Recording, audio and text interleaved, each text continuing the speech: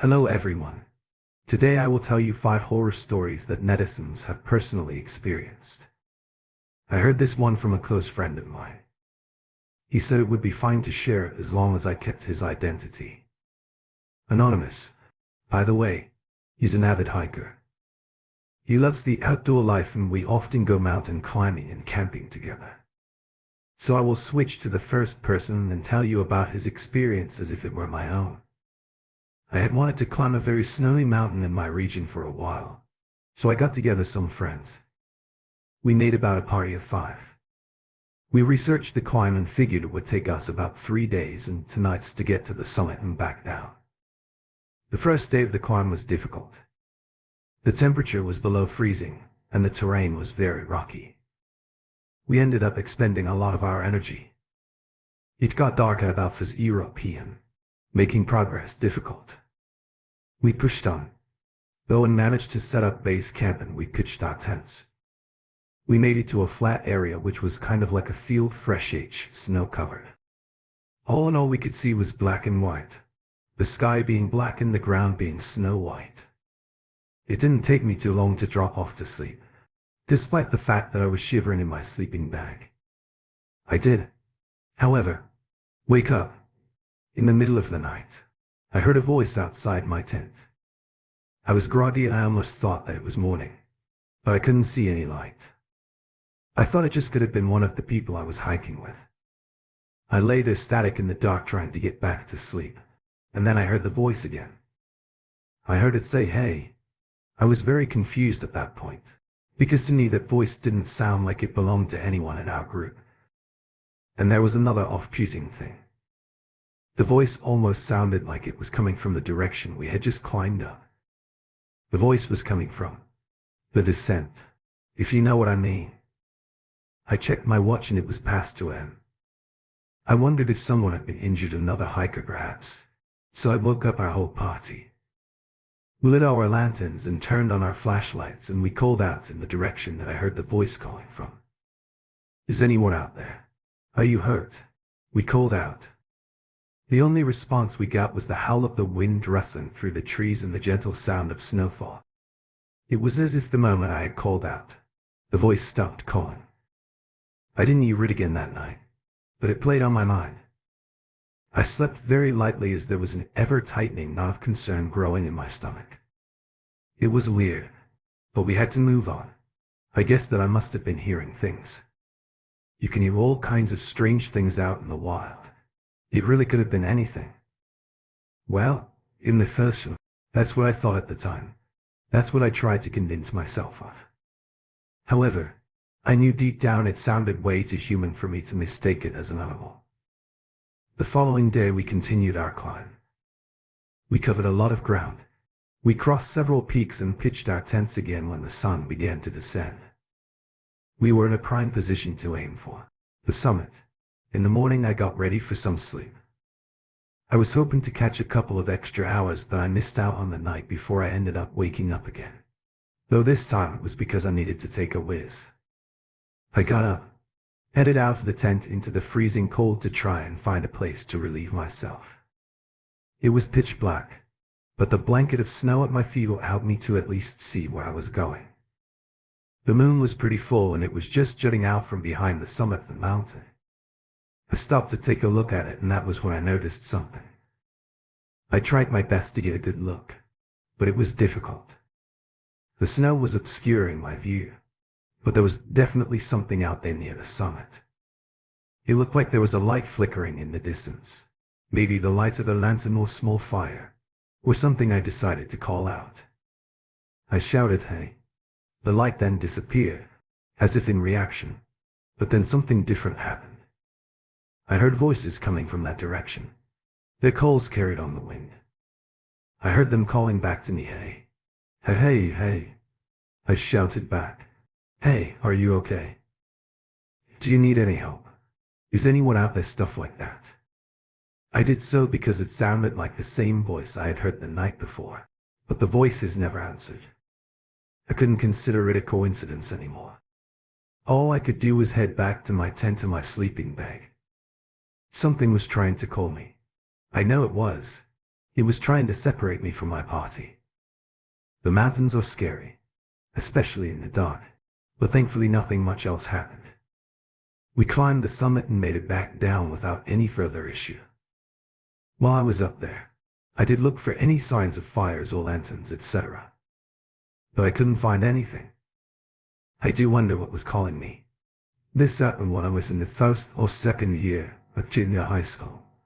I think I was about 13 years old. I grew up in the countryside. And what might have happened if I went in search of the owner of that voice? This happened last winter, and I haven't been able to speak to anyone about it, apart from my closest friend. I feel like sharing it here, just in case someone else has experienced something similar. It's a bit out there, but stay with me. It all started with a dream, and then I had the same dream again in quick succession. It was like a dream of an acquaintance I hadn't made yet. I know that doesn't really make much sense, but in my dream I followed someone. I couldn't tell you why I did that. Maybe that's because that's the very nature of dreams. They're supposed to be abstract, aren't they? So I followed this person because it made sense to me in the dream. They seemed to know where they were going and it made sense for me to follow. I use the term person here because I'm unsure of the gender. It's a dream. It's all unclear. Yet I have a strange sense of déjà vu. The person ahead seemed to notice me. I even get glanced at over the shoulder, but they don't seem to mind me following. We walked through a lively town into a desolate area. It appeared to be some kind of former railroad line. I remember this part pretty clearly as I walked along the railway tracks. There was a fence to my left and a little further on there was an overpass. There looked to be a pedestrian bridge which would allow people to cross over that railroad down further along the tracks. The line seemed to elevate a little, but we turned off at that point. I followed the person in front as we crossed the bridge over the tracks and into an overgrown area. We brushed through the frozen, looking overgrown plants and weeds and out into a desolate graveyard, all the while the leader never looked back at me. The follower. It was, at that point I started to feel scared.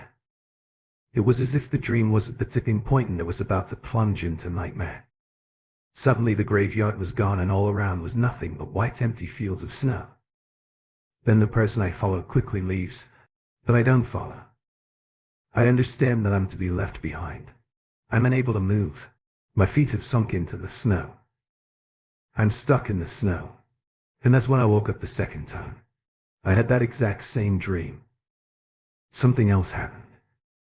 I woke up the point like last time where I get stuck in the snow in the white fields.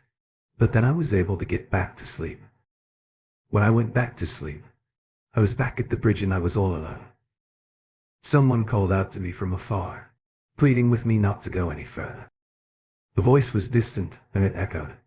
I didn't recognize the voice either. I hated that dream. I felt quite disgusted by it. To be perfectly honest, I wanted to remember it, though for some strange reason, as it did feel like a second-hand memory to me. So, for the first time in my life, I started a dream diary. I also prayed. My family have always been quite religious, so it wasn't life-altering for me to pray. I prayed for myself and I prayed for the person in my dream. I prayed that nothing bad would happen to either of us. I didn't have the dream again. After that, about 2 weeks later, I went on a walk with my friend and we went along the Yamanote line from Iisu to Shibuya. I had never walked that route before my friend and I would often head out on walks for our health or just to chat. I think we're both restless kind of people, so walking and talking for us is miles better than sitting and having a coffee during the walk. Something dawned on me: the scenery. It all looked familiar. It looked like what I had seen in my dream. On the left of the Yamanote line there is an overpass that takes you over the tracks. That looks like the pedestrian bridge from my dream. The track seemed to elevate to beyond the bridge. I have to admit I felt a little scared when I saw that it was like reliving those dreams I had. I didn't know what to think. One part of me was screaming, "Get out of there." But the other part of me was telling me that I was overreacting and I needed to find out more. I even mentioned this to the friend I was with. I told her all about the dream I had. I think that it was freaking her out. I could see it on her face as she tried to feign interest and hide fear. We slowly walked closer, but we didn't get very far. We both let out a scream as we approached a telephone pole and a vending machine. There was a paper note there with some brushstroke writing on it, and it read, "See scenery from a dream." We both stood there, baffled and horrified, watching our labored breath fall in front of our faces. I haven't been back to that area since. I don't think I'll ever go back there again. And one thing for sure is you'll never catch me crossing that bridge from my dream. It was all too scary to be a coincidence. That's pretty much all I could say about this experience. I know it isn't the scariest. It feels similar to déjà vu, or perhaps it's all part of some kind of prophecy. At least I know there's one other person who's had the same dream as me. This happened when I was in the first or second year of junior high school. I think I was about 13 years old. I grew up in the countryside. Has anyone else seen anything similar in their dreams, which has appeared then in reality? Hi Jay. Here I'm planning to go to Japan next year. I'll be in that area in February. What do you think? Should I try and find out if that note is still there? I know it's a hell of a long shot since this story surfaced online in 2020, but I can't try to show you the scenery of a dream. At least you know the bridge, the tracks, etc. That might be something. If this generates a bit of buzz, I will try my best to go and have a look. Who knows, maybe I'll even make it to that graveyard. I once matched with someone on a dating app and it completely put me off ever using apps like that. Again. At first we got on quite well enough for us to have a date, but something about him and me just didn't feel like a great fit. Unfortunately, the reason why I didn't think we would ever become an item was because he came across as a pretty weird dude. He was a little bit intense. You know, a bit stocky. Full on. Unfortunately, he already had my information, so I would sometimes hear from him and keep in touch with him via an app called Line. I felt that if I blocked him, something bad might happen. He might fly off the handle. This guy had this intensity that was just haunting. I didn't want to provoke him. I know that sounds so dumb, but that is how I felt. Eventually, I stopped opening his messages. I just left them unread. After a while, he got the picture and stopped contacting me.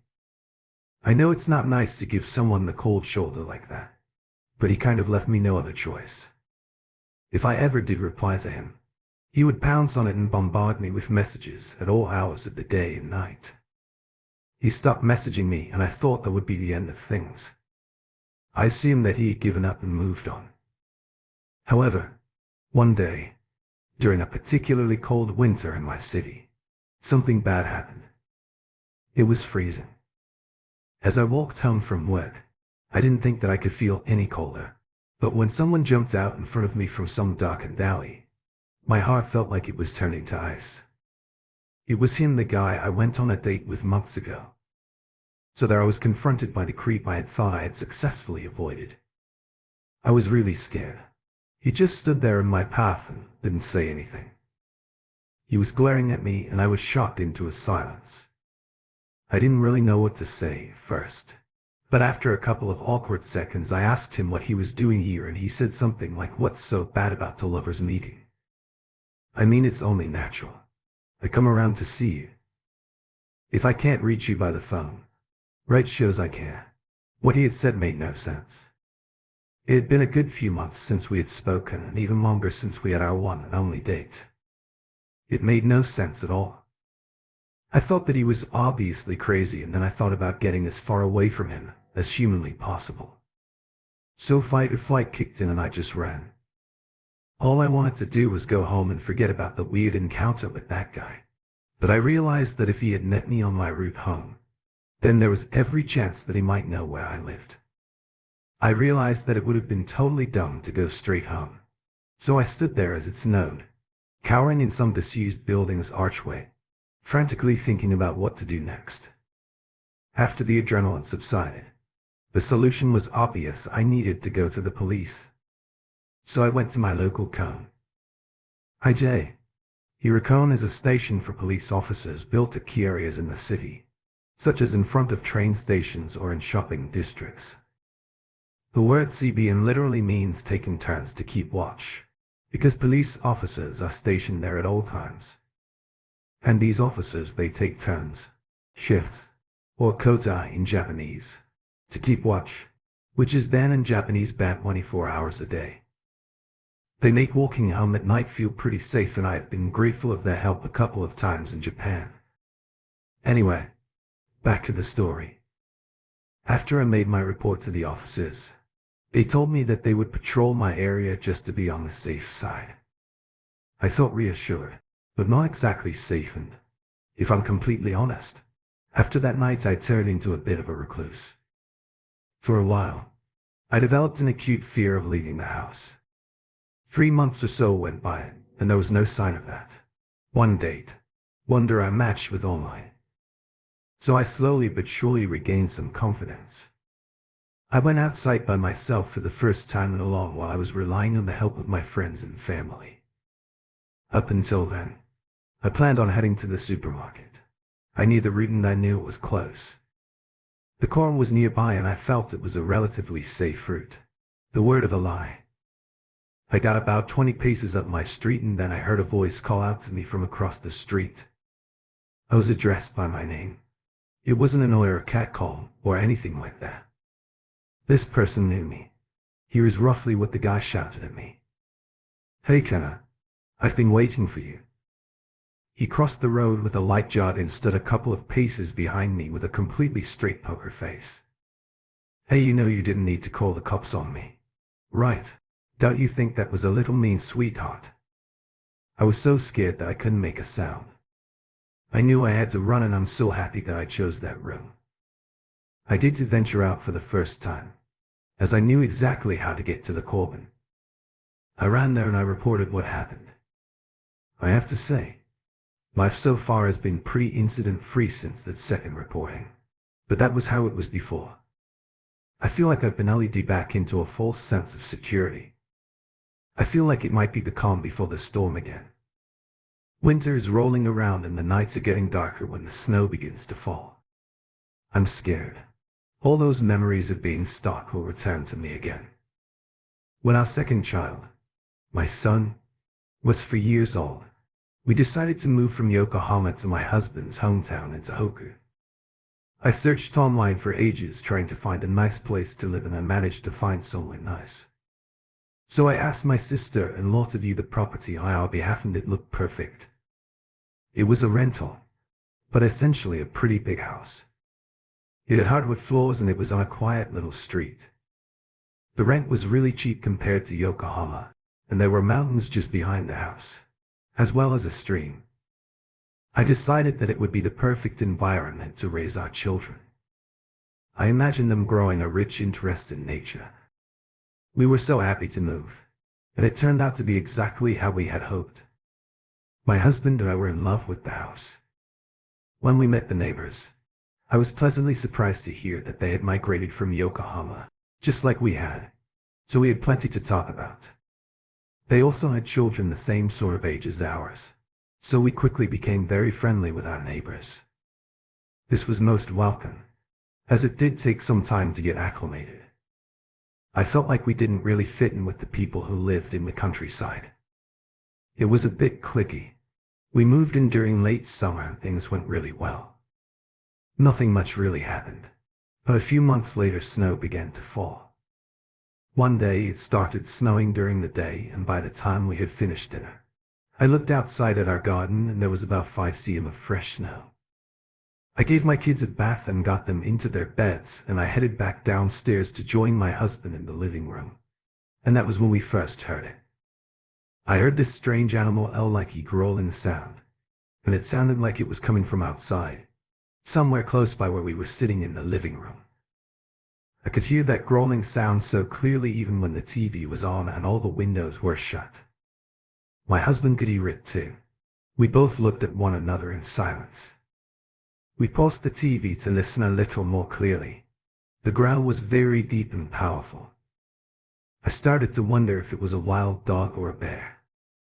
Those thoughts frightened me, Because if there was some big animal out there, it could easily try and smash its way into our home if it smelt something it wanted. I went into protection mode. I readied myself. I grabbed my phone just in case and I held it tightly. We sat there listening to that low gut owl growling, and then it changed as if it started to attack something. We then heard a really loud, high-pitched scream. My husband jumped to his feet. He left the room and returned with a flashlight in his hand. He said, "Come on, let's look from the window upstairs." We crept into my eldest son's bedroom to look out of his window as it faced the direction. We heard the growls and screams coming from, and my husband shot his flashlight outside. It was as if those growls and screams were in unison, like it was one creature making these varied screams and growls. It was very unnerving. We squinted and looked everywhere but couldn't see anything. My eldest son was awake. He must have heard those bestial growls and woken up. He was pulling the covers up to just beneath his eyes and he looked scared. We could hear the screams and growls outside rising, so we tried to see if we could see anyone or anything out there, but once again we couldn't see a thing. My husband said he was going out to check it out and I desperately tried to stop him. We ended up having a bit of a heated argument while we were arguing. All the strange and frightening noises coming from outside suddenly stopped the following morning when I woke up. I went to look outside to see if there were any signs of anything out there. I don't know what I was expecting to find, maybe some footprints, but there wasn't anything, just pure white snow. I spent most of the day thinking about the night before his events. I ended up being so curious about it. I went to ask my neighbor if he had heard or seen anything last night, since he had been living there for 2 more years than we had. I figured that if this had happened before, he might be able to tell me a little more about whatever it was. I will call my neighbor Mr.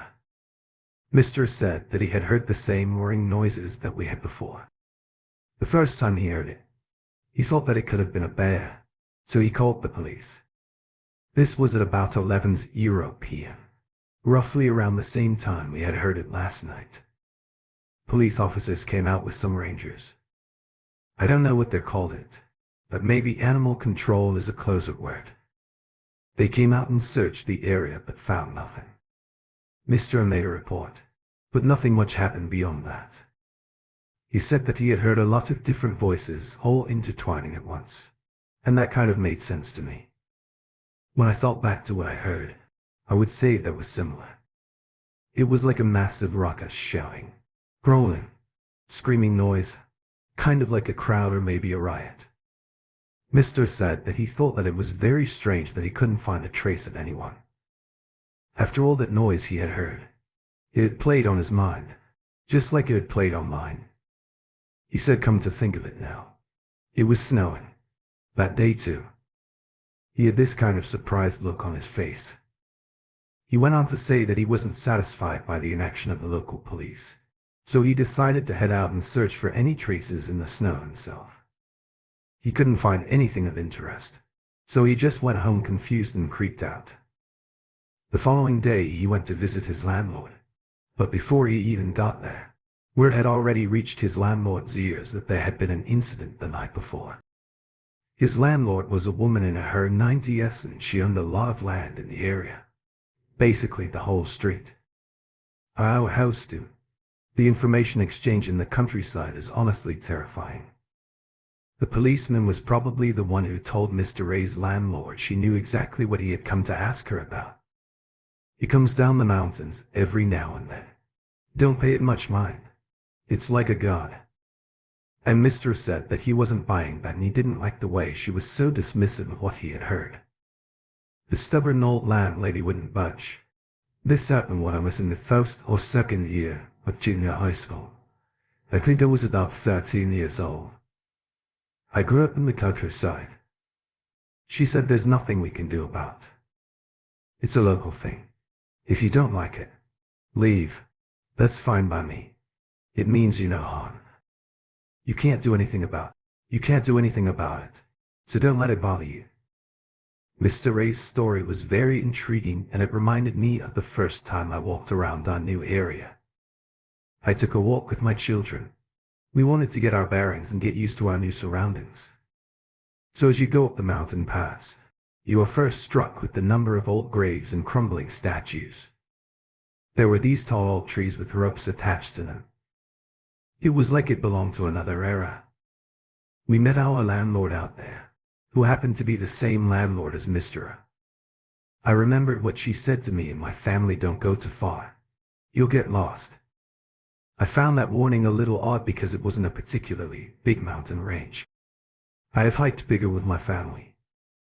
I figured you could be up and down that mountain within a couple of hours, so I didn't understand why she thought that we could get lost there. I told Mr. about the encounter and wondered out loud if it was related to his experience.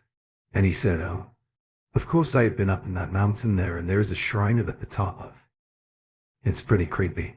He said this with that strange RY smile on his face again. I didn't know that there was a shrine out there behind my house.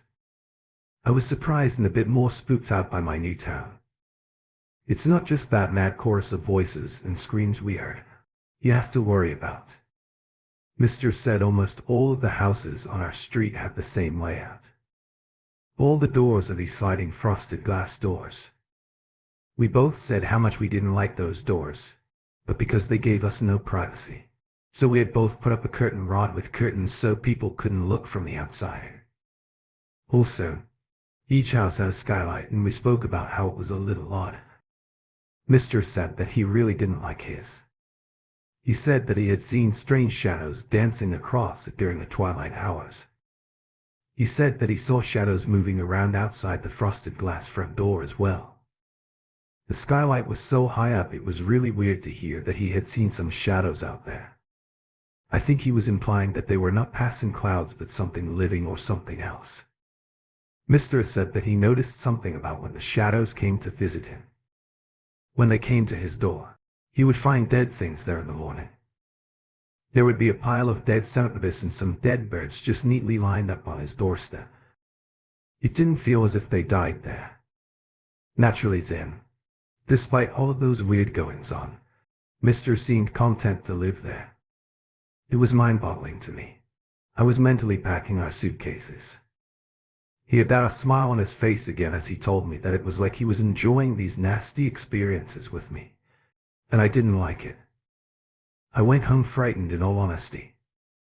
I ordered some new curtains online, as well as one for the skylight. Thanks to those thick new curtains, I didn't see any of the shadows that Mr. mentioned. I did, however, find some dead animals in our back garden. Some dead snakes and some dead birds were there. I couldn't say it was a coincidence. I wondered if the shadows Mr. had mentioned had paid our family home a visit. Things got even weirder when my children would talk about the mountain behind our home. They would say things like, "Mom, look, there's a ghost on the mountain. I could see her." My eldest son would often play with Mr. Ray's daughter, and he told me that she said to him once that something had come down from the mountain and had tried to take her away. It was all getting seriously scary. Things seemed to be going really badly for us. My relationship with my in-laws became so incredibly strained that I felt as if we needed to leave.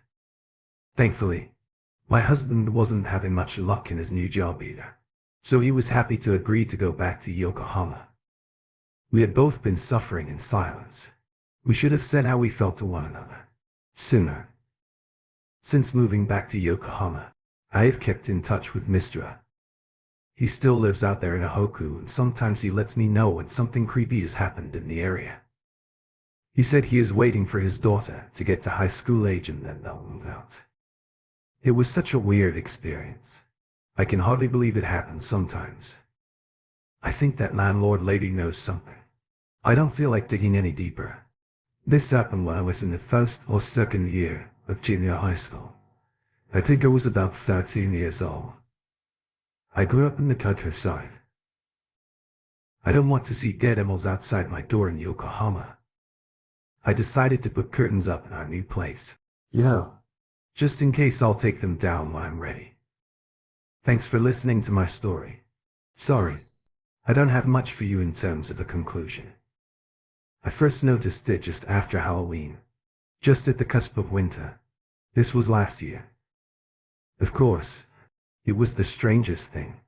It actually creeped me out. At around 2:30 in the morning, I heard someone trying our door. It was coming from our front door. It wasn't gentle, by the way. It was jarring enough to wake me and my partner up.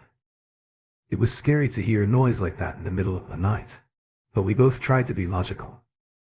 I remember sitting up in bed in the dark and asking my partner, was that the wind? It was weird, but as the noise went away we kind of stopped caring about it. We thought it could have been a drunk neighbor trying the wrong house or something.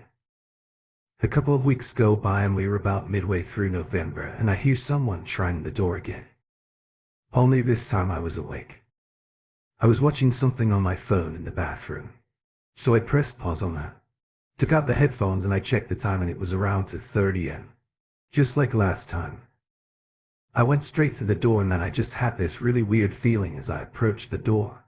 I planned on throwing the door open and giving whoever was behind it a piece of my mind, but something inside me screamed no. Don't do that.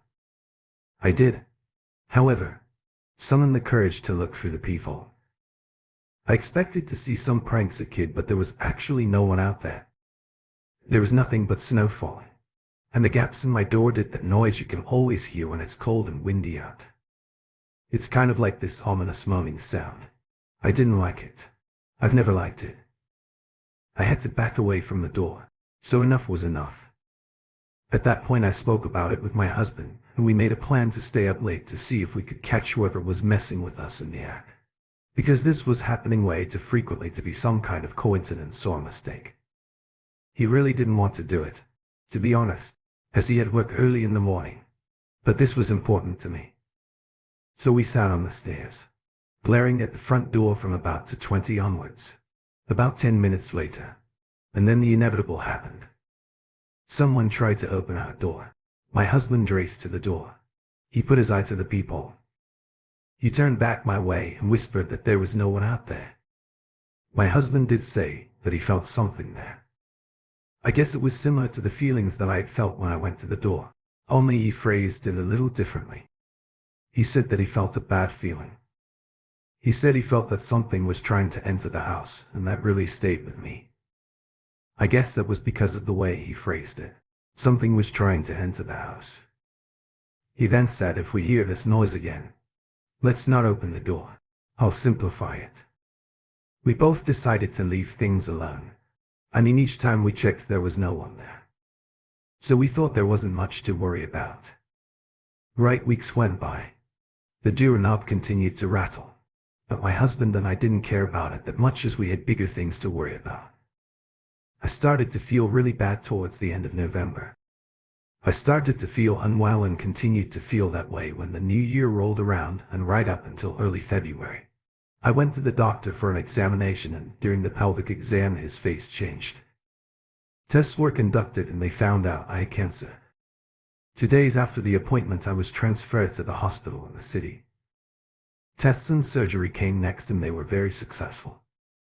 I was in the hospital for about a month, maybe a month and a half.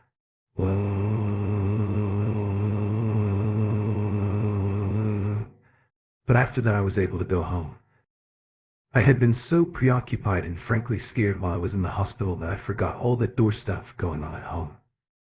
So when I got home I asked my husband if he had heard anything while I was in the hospital.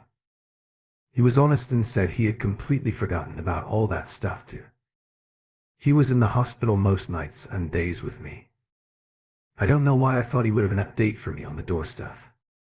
He did say that he was up most nights after leaving me in the ward. He found it hard to sleep. He said, on average he was up until about 3:00 am.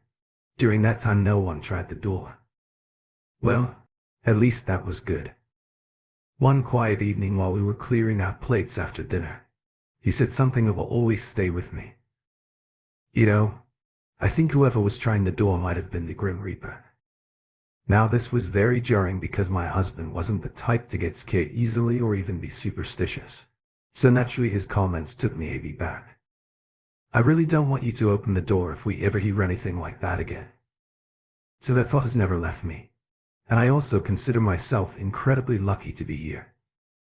I mean, ghost stories and home intruder stories are really scary. But what I experienced really was a level higher than that to me. What might have happened if I opened that door? Would things have gone differently? Would I still be here? I get the sense that things might have played out differently. My husband believes that we would have let something in and I might not have made it out of hospital if we did.